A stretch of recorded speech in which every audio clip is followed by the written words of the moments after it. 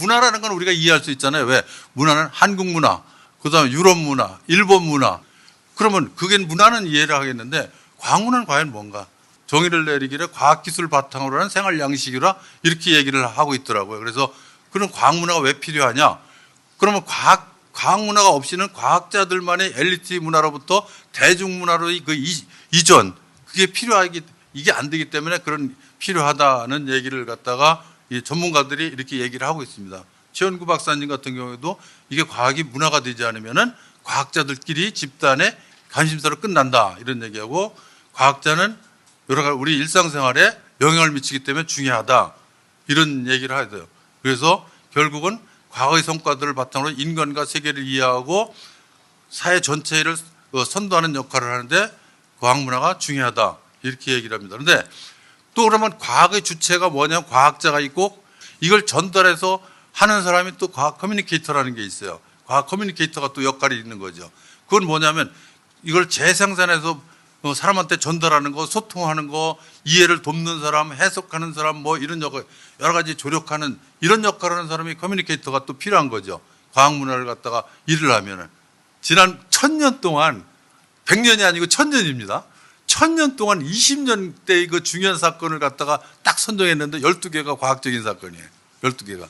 그래서 지난 1000년 동안의 20대 사건 중에서 이렇게 중요한 그 사건이 담보 과학자라는 과학적인 사건이고 중요한 인물이 과학자라는 것이고, 이것이 결국은 우리 인류 문명에 영향을 미친 거는 결국은 과학자들의 잔치로 끝나고 그들만의 니그르가 아니고 과학 문화로 전달해서 일상생활에 전파가 됐기 때문에 이렇게 우리 인류 발전에 영향을 미쳤다고 저는 생각을 하거든요.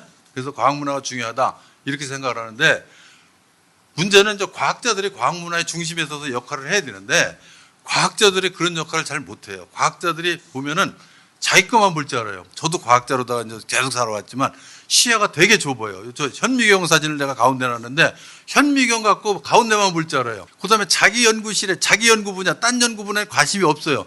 그다음에 사람도 자기하고 연구하는 사람만 관심 있고 딴 연구하는 분야에 네트워킹도 관심이 없어요. 그래서 제가 바라본 연구실 밖의 외부 편견은, 저는 사실 25년 한우만 연구만 살았고 외부 연구기관이 뭐 하는지 모르고 살아왔어요. 연구에 이제 제가 성공을 하고 외부에 이제 연구원을 만날 기회가 많아졌어요. 그래서 기자도 만나고 사회활동가 지역 여러 가지 사람들을 만나고, 대덕연구단지의 박사가 17,000명 중에서 최고 과학기술상을 받은 사람은 제가 최초고 유일합니다. 여태까지. 내가 연구로 어느 정도 성공했는데 지금부터 내가 할 일은 계속해서 연구로 성공하는 건 후배들한테 맡기고 과학문화가 내가 할 일이다. 그래서 지역사회나 청소년을 위해서 내가 무엇인가 할 것이 있다. 내가 가치관의 변화를 이끈 거예요. 그래서 거의 10년 전부터 내가 이 일을 시작하기 시작했어요.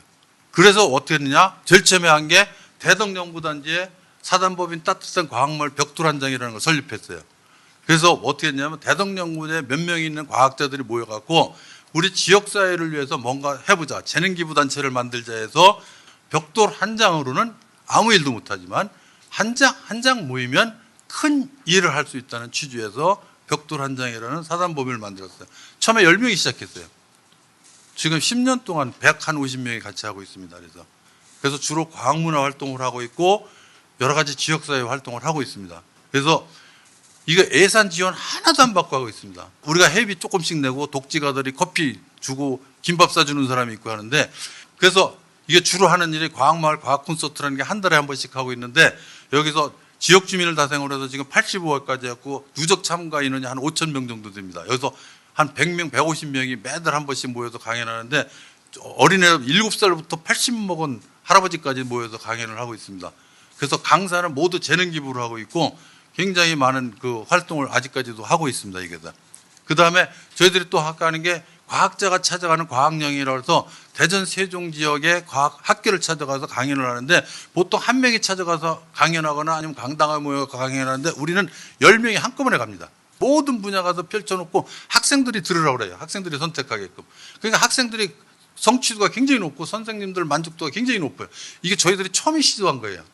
그 다음에 엑스스텝 테드식 강연에서 우리가 쭉 해와서 이것도 한 5,000명 정도 지금 하고 있고, 그래서 대전에서는 이렇게 신문에서도 우리 방송에서도 많이 활동하는 걸 갖다 보도를 하고 있고, 그 제가 또 하고 있는 일이 이것입니다. 세계 과학문화 포럼이라고 해서 완전히 과학 대중 콘서트입니다. 2015년에 대전에서 세계 과학 정상회의가 개최됐고 이거를 계속해서 이 대전이 그 위상을 제고하고 이렇게 하고자 계속적인 논의장을 펴고자 해서 매년 집행하고 올해 8회까지 했습니다. 그래서 과학과 문화가 융합하고 과학과 예술이 융합해서 일반 국민들이 과학에 쉽게 접근하고 참여형 포럼으로 지금 변화를 많이 주고 있고 과학자들을 4명이면 문화예술을 6명으로 완전히 바꿔서 이걸 완전히 그 트렌드를 바꾸는 쪽으로 지금 하고 있습니다. 그러면 대전에서 하는 또 사이언스 페스티벌이 있습니다. 이게 제가 한 10년 동안 또 추진위원으로 활동하면서 많이 바뀌었는데 뭐냐면 이게 좀 전시형 위주의 그 부스 운영의 전시형 위주의 그 페스티벌을 했었는데 상당히 많은 그 과학자들이 참여하는 프로그램을 만들었어요. 제가 여기도 나열한 건 대부분이 과학자들이 참여하는 프로그램이 많이 생긴 겁니다. 첫째, 카이스트 학생들이 참여하는 과학자의 정원 같은 경우는 카이스트 학생들이 참여하니까 학부모들이 관심이 많아요. 서울에는 길거리 음악 버스킹을 하지만 대전에는 과학 버스킹을 합니다. 진로 탐색, 과학자 멘토 프로그램 이런 걸 영재 페스티벌 간에 과학자가 많이 참여하는 프로그램을 점점 많이 만들고 있습니다. 과학자가 과학문화, 과학 페스티벌의 중심으로 자꾸 들어와야 된다는 게 제가 생각하는 그 바입니다. 제가 10년 동안 했지만은 그 다른 지원을 100으로 한다면 재능기부단체는 10만 해도 이게 연속성이 있습니다. 재능기부단체는 지원이 끝나도 계속 갑니다. 그다음에 고경력 과학자를 이용한 과학문화 확산을 극대화하는 것도 한번 검토를 해달라는 거죠. 대덕연구단지만 해도 연 300명이 고경력 과학자가 나옵니다. 이건 과학자들이 인식을 변해야 되고 주변에서 제도로 바꿔야 돼요. 과학기술 분야 아니면 국가과학기술 연구회 아니면 연구원 차원에서도 과학자들이 과학문화 활동하는 걸 장려하는 문화가 트렌드가 바뀌어야 돼요. 자기 100% 연구수단의 한 5%는 과학문화를 당연히 하는 걸로 생각하는 문화가 바뀌고 이걸 성과로 인정받는 제도가 필요하다는 게 제가 주장하고 싶은 얘기입니다. 예.